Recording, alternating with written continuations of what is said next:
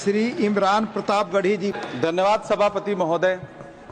हम ही को कातिल कहेगी दुनिया, हमारा ही कत्लेआम होगा। हम ही कुएं खोदते फिरेंगे, हम ही पे पानी हराम होगा। सभापति महोदय, सन 1947 में दिल्ली की जामा मस्जिद की तारीखी सीढ़ियों पर खड़े होकर के भारत रत्न मौलाना अबुल कलाम आजाद साहब ने कहा था कि मुसलमानों कहां जा रहे हो, यह है तुम्हारा मुल्क, यहां तुम्हारे आबाओ अजदाद की कब्रें हैं। उस वक्त मौलाना आजाद की ये सदाएं सुन करके लोगों ने अपने सरों की गठरियां उतार करके रख दी थी। आज उसी दिल्ली में मौजूद देश की संसद में एक बिल आया है जो हमसे उसी जामा मस्जिद की सीढ़ियों के सबूत मांगेगा, जो उन्हीं सीढ़ियों के पास अपनी कब्र में सोए हुए मौलाना आजाद को फिर से कब्र से सदा देनी पड़ेगी कि ये जो कब्र है वो मेरी कब्र है, ये किसी सरकार की जागीर नहीं है। सभापति महोदय, मैं जहां खड़ा हूं इसी संसद भवन के सामने सड़क के उस पार अपनी कब्र में सोए हुए भारत के पूर्व राष्ट्रपति फखरुद्दीन अली अहमद की कब्र है।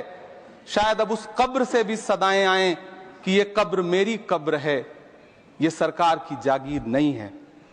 सभापति महोदय, मैं वक्फ कानूनों में किए जा रहे संविधान विरोधी बदलावों के खिलाफ बोलने के लिए खड़ा हुआ हूं। संविधान का आर्टिकल 14 हो, 29 हो, 30 हो, चीख चीख कर कहता है कि देश में सब बराबर के हकदार हैं। आर्टिकल 26 कहता है कि सबको अपने अपने मजहबी कामों के लिए मंदिर, मस्जिद, गिरजाघर, गुरुद्वारों का निर्माण करने का हक है और उसका रखरखाव का भी हक है। लेकिन डॉक्टर बाबा साहब अंबेडकर के संविधान को हर दिन कुचलने वाली ये सरकार देश के मुसलमानों से नफरत में इतनी अंधी हो गई है कि खुलेआम देश की संसद में देश सरकार के माइनॉरिटी मिनिस्टर साहब और होम मिनिस्टर साहब झूठ बोलते हैं और देश को गुमराह करते हैं, झूठ शब्द असत्य बोलते हैं। सरकार ने इस बिल का नाम उम्मीद रखा है। मंत्री जी कल से इसे देश के मुसलमानों के लिए नई उम्मीद बता रहे हैं। नहीं मंत्री जी, न तो यह बिल मुसलमानों के लिए नई उम्मीद है और न ही उम्मीद की नई किरण। सभापति महोदय, भाजपा ने पूरे देश में वक्फ के नाम पर कई सारे झूठ फैलाए हैं। आइए आज उनकी सच्चाई पर बात करते हैं। वक्फ ट्रिब्यूनल को ऐसे बताया जाता है जैसे वक्फ ट्रिब्यूनल कोई मजहबी खाप पंचायत हो। सभापति महोदय, जबकि सच्चाई यह है कि वक्फ ट्रिब्यूनल भी तो सरकारी न्यायिक विभाग है जिसमें सरकार द्वारा नियुक्त जज होते हैं, जिसमें प्रशासनिक अधिकारी होते हैं, कहीं ऊपर से थोड़ी आ गए।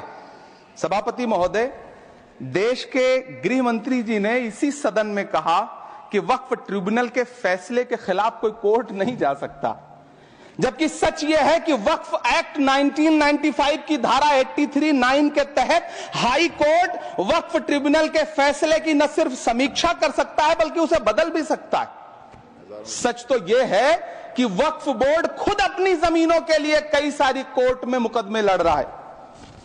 सभापति महोदय, दिल्ली की जिन 123 संपत्तियों को लेकर कल माइनॉरिटी मिनिस्टर, होम मिनिस्टर साहब और अभी आदरणीय नेता सदन बात कर रहे थे, आइए उनकी सच्चाइयों पे भी बात करते हैं। 1911 में जब अंग्रेजी हुकूमत ने कोलकाता के बजाय दिल्ली को राजधानी बनाने का फैसला किया तो रायसीना हिल्स के चारों तरफ जो मुसलमानों की ढेर सारी जमीनें थी उनको एक्वायर किया गया और लुटियन को इसकी तामीर की जिम्मेदारी सौंपी गई। सेंट्रल विस्टा की तरह लुटियन जोन का मेगा प्लान तैयार हुआ, लेकिन उस वक्त के मुसलमानों ने उस वक्त की अंग्रेजी हुकूमत से अपनी इबादत गाहों को बचाने के लिए लड़ाई लड़ी। मामला ब्रिटिश गवर्नमेंट तक पहुंचा।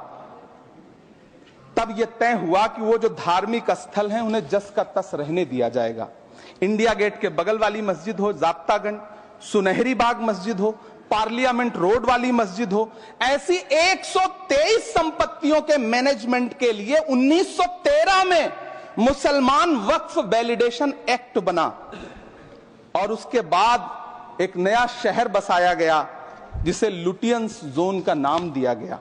फिर 1943-45 के बीच एक और समझौता हुआ आजादी से पहले उसके तहत काफी सारी वक्फ जायदादों को सुन्नी मजलिस औकाफ बनाकर उसके अंडर किया गया ताकि उसकी देखरेख की जा सके। गृह मंत्री जी 2 दिन से सदन में जो बात कह रहे हैं वो दरअसल 123 संपत्तियां उसी सुन्नी मजलिस औकाफ के तहत आती है। सभापति महोदय, आजाद भारत आजाद हुआ। आजादी के बाद भारत में 1954 में वक्फ एक्ट लागू हुआ, जिसकी धारा 9 के तहत 1964 में केंद्रीय वक्फ काउंसिल का गठन हुआ। दिल्ली की वही 123 प्रॉपर्टीज को 1970 में सर्वे गजट करके गजट नोटिफाई किया गया। इसके निपटारे के लिए पूर्व प्रधानमंत्री इंदिरा जी के द्वारा 1974 में एक बर्नी कमेटी बनाई गई। बर्नी कमेटी ने 1976 में इन 123 संपत्तियों को दिल्ली वक्फ बोर्ड की संपत्ति होने की रिपोर्ट सौंपी। उस रिपोर्ट के आधार पर 1984 में कांग्रेस सरकार ने उन 123 प्रॉपर्टीज को दिल्ली वक्फ बोर्ड को सौंपने का फैसला किया, जिसके खिलाफ विश्व हिंदू परिषद कोर्ट गई। मामला 2011 तक पेंडिंग रहा। फिर 2011 में कोर्ट ने सरकार को आदेशित किया कि इसका निपटारा करो। तब 2013 में तत्कालीन यूपीए सरकार ने दिल्ली की उन्हीं 123 जायदादों को बर्नी कमेटी की सिफारिशों के मुताबिक वक्फ बोर्ड के हवाले किया। यही वो प्रॉपर्टीज हैं जिनके नाम से गृह मंत्री जी कल से कांग्रेस को कोस रहे हैं। फिर आई 2014 में भाजपा की सरकार, जो तब से इन जमीनों को हड़पने की साजिश कर रही है।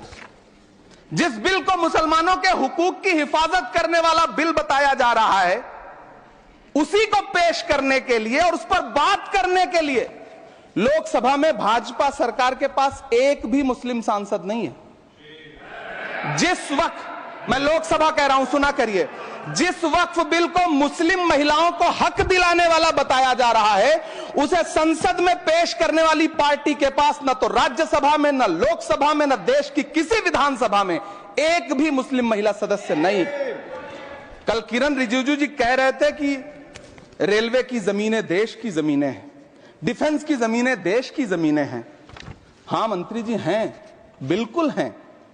ये जो वक्फ की जमीनें हैं, ये हमारे पुरखों ने धार्मिक कामों के लिए डोनेट किया है। तो हम भी तो इसी देश के नागरिक हैं, हम भी तो इसी देश के बेटे हैं। तो वक्फ की जमीनें भी तो इसी देश की जमीनें हैं, उनको पराया क्यों बोलते हैं आप?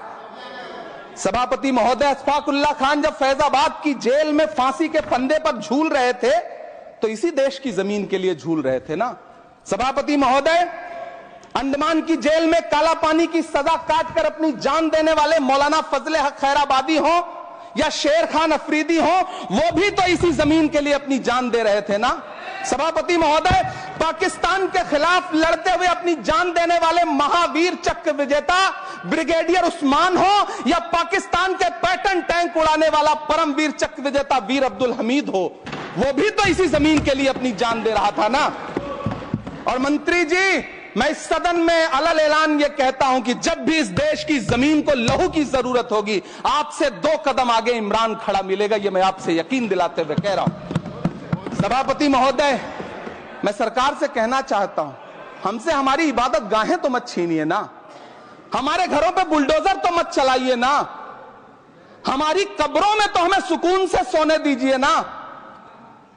सभापति महोदय, माइनॉरिटी मिनिस्ट्री का बजट कट करके, मुस्लिम बच्चों की स्कॉलरशिप बंद करके अब सरकार कह रही है कि हम वक्फ की आमदनी से गरीब मुसलमानों का भला करेंगे। गुजरात की बेटी बिल्किस के बलात्कारियों की रिहाई के बाद उन्हें माला पहनाने वाली लोगों के नेता ये कह रहे हैं कि यह बिल मुस्लिम महिलाओं को उनका हक दिलाएगा।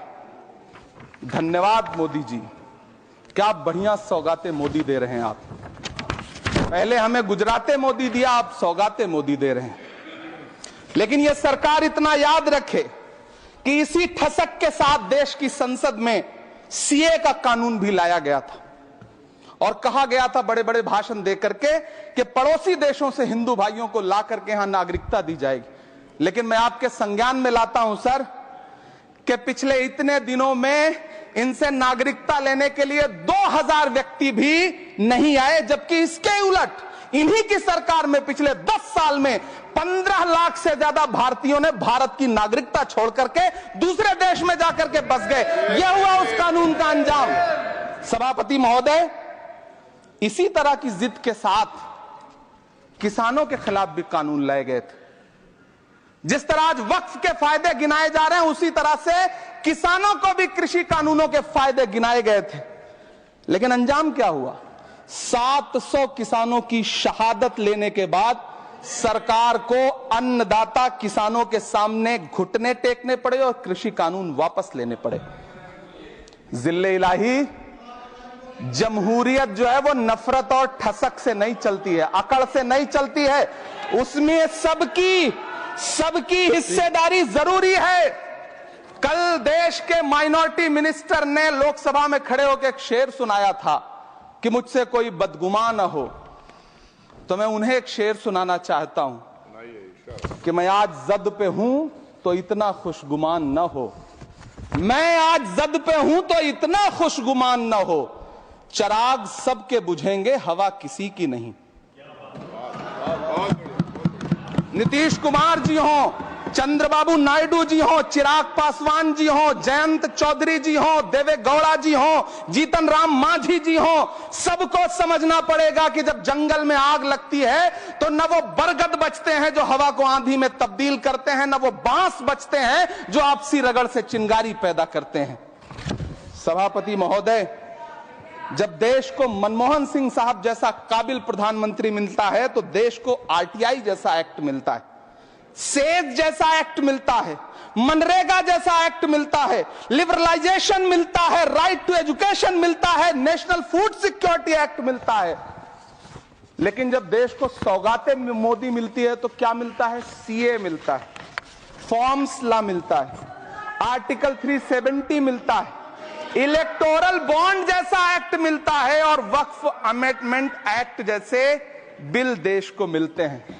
मुझे तो अपने हमवतन भाइयों से पूछना है कि आपको अपने बच्चों की तरक्की, खुशहाली और नौकरी की दरकार है या फिर मुसलमानों की दान की गई जमीनों को लूट कर धन्ना सेठों को देने की साजिश करने वाले कानून की? सभापति महोदय, यह सरकार रात के 3 बजे तक पूरे देश को जगा करके संसद में अपने ही नागरिकों को नीचा दिखाने के लिए वक्फ बिल ला रही थी, तो उधर रात के 1:30 बजे अमेरिका हम पर 26% टैरिफ लगा रहा था। सरकार की प्राथमिकताएं देश को पता। सभापति महोदय, मैं बहुत भावुक हूं आज, और मुझे अच्छा लगा कि आदरणीय नेता सदन जगत प्रकाश नड्डा जी ने बहुत अच्छी बातें भी की, मन से बातें की। क्योंकि उनके नाम में प्रकाश जुड़ा है तो मैं उनमें हमेशा एक रोशनी की किरण देखता हूं। मैं उनके सामने बहुत अदब से यह बात कहना चाहता हूं कि चरागों के सफर में दबदबा हो आंधियों का तो फिर अंजाम जुल्मत के सिवा कुछ भी नहीं होगा। यह दुनिया नफरतों के आखिरी स्टेज पर है, इलाज इसका मोहब्बत के सिवा कुछ भी नहीं होगा। मैं भावुक हूं, मेरी पलकें गीली हैं। अगर देश की एक बहुत बड़ी आबादी को लगता है कि आप उसका भला करने के लिए नहीं बल्कि उनकी इबादतगाहों, उनकी कब्रिस्तानों, उनकी खानकाहों को बर्बाद करने का बिल ला रहे हैं, तो फिर आप अगर समझाने में नाकामयाब रहे हैं तो यह आपकी नाकामयाबी है। पहले समझाइए, उसके बाद कोई बिल लेकर के आइए, तब शायद हम आपका इतनी पुरजोर तरीके से विरोध ना करें। लेकिन सभापति महोदय, मैं अंत में सिर्फ इतना कहना चाहता हूं कि इस बिल में जो भी पॉइंट्स दिए गए हैं, बॉम्सी पोर्टल देख लीजिए, सरकार का झूठ आपको पकड़ में आ जाएगा।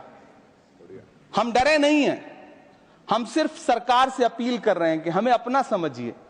हम आपके अपने हैं, इस देश के नागरिक हैं और आप ताकत में हैं। संख्या बल के आधार पर बिल हो सकता है आप पास करा लें, लेकिन आपको यह बात समझनी पड़ेगी कि हम तो वो तारीख हैं, जहनों में रहना है जिसे, कागजी पुर्जे नहीं जो फाड़ डाले जाएंगे। जिस जमी पर मैं खड़ा हूं ये मेरी पहचान है। आप आंधी हैं तो क्या मुझको उड़ा ले जाएंगे? आपको यह बात समझनी पड़ेगी। आपको अगर इतना विपक्ष की तरफ से पहले जेपीसी में इतने सारे पॉइंट्स आए और उसके बाद कल से लोकसभा में और राज्यसभा में सुझाव आप सुनने को तैयार नहीं है, लोगों की शंका को दूर करने के बारे में आप बिल्कुल सोच नहीं रहे, बस आप कह रहे हैं यह बिल उम्मीद की नई किरण है। नहीं साहब, इसे भले किरण जी लेके आए हैं, लेकिन ये उम्मीद की नहीं बल्कि नाउम्मीदी की किरण है। और इस देश की एक बहुत बड़ी आबादी इस बात से खदशे में है, शक में है कि आप सीधे उनकी जमीनों को लूट करके धन्ना सेठों को बेचना चाहते हैं। मेरी अब भी आपसे अपील है कि इस बिल को वापस लीजिए। यह बिल कहीं से आपके अपने नागरिकों के लिए अच्छा नहीं है। यह बिल सिर्फ इस देश के मुसलमानों को नीचा दिखाने का और अपने एक ऐसे मतदाता वर्ग को खुश करने का बिल है जिनको इस बिल के पास हो जाने से कुछ मिलेगा भी नहीं। लेकिन आप एक नैरेटिव देना चाहते हैं, एक मैसेज देना चाहते हैं। मेरी आपसे अपील है कि कृपया ये जो सबका साथ सबका विकास का नारा है, इस नारे को रत्ती भर तो चरित्रार्थ कर दीजिए। बहुत बहुत धन्यवाद।